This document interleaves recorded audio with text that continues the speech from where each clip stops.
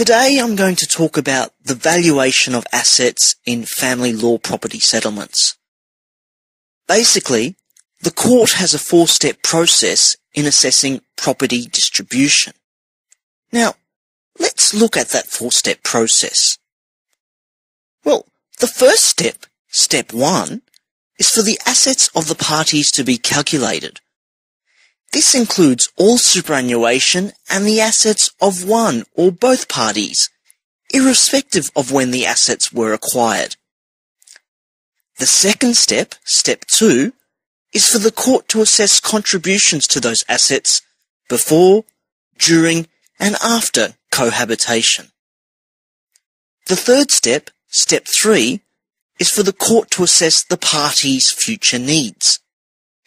Now, the fourth step, and the final step, step 4, is for the court to assess whether the proposed orders drafted by the parties are fair and reasonable. At this step in the process, the court looks at such things as the proportions of actual property and superannuation that a person receives. So, that is an overview of the four-step process. Let's talk about step 1. The step that required us to determine the value of the assets of the parties. Okay, what about assets like furniture? Often people make claims that the furniture in the other person's hands is worth tens of thousands of dollars, whilst the person who has the furniture will point out that the furniture is second-hand, not of top quality in the first place, and would probably only fetch $2,000 or $3,000 in a garage sale. The first person is usually valuing the property or replacement value, whilst the second person is valuing the property on its current sale value. Well, who is correct? The family court seeks that furniture and chattels be taken into account at their current sale value, or second-hand value, and not at the replacement value. So, the correct value is the garaging sale or trading post or auction value. Well, what about the house or the family home?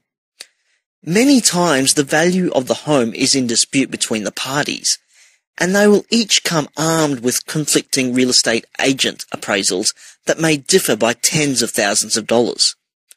Of course, the true value of a property is what someone is prepared to pay for it, but if the property is not to be sold, then it is important that a figure be reached at a valuation with which both parties can be content.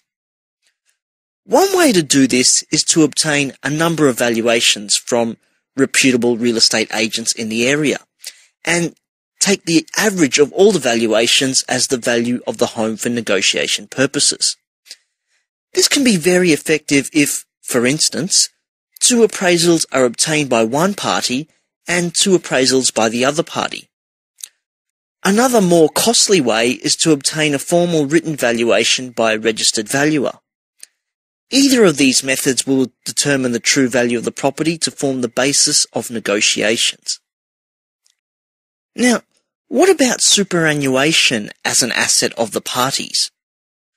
Well, superannuation is always difficult to value too, because it often has a much lower current value than what its value will be at retirement age. There is a temptation for the person who does not have the superannuation to quote the figure that the other person could expect to receive at, say, 65, as the value of the superannuation.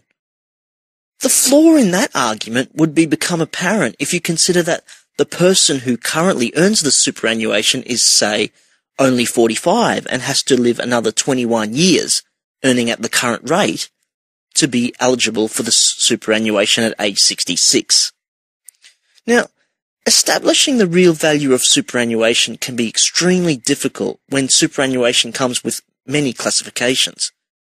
For instance, there may be an unrestricted, unpreserved amount which can be accessed by the person immediately, whether or not he or she has retired from work and whether or not he or she has obtained the age of 55. There may also be a component that is restricted non-preserved, which may be accessible by the person upon their leaving that position, but before they attain the age of 55. Then there is the restricted amount, which is preserved until various ages, maybe 55 or 65, and can only be taken upon retirement.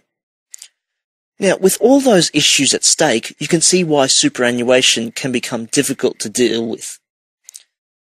There are forms available to obtain information direct from a superannuation fund so as not to have to rely on the other party to provide details of the superannuation fund themselves. The forms, however, do require the other person's signature as an authority to enable you to write direct to the superannuation funds. It is fair to say that a true estimate of your likely award in court or in negotiation of property can only be given when the value of the various items of property and the details of the superannuation have been fully analysed.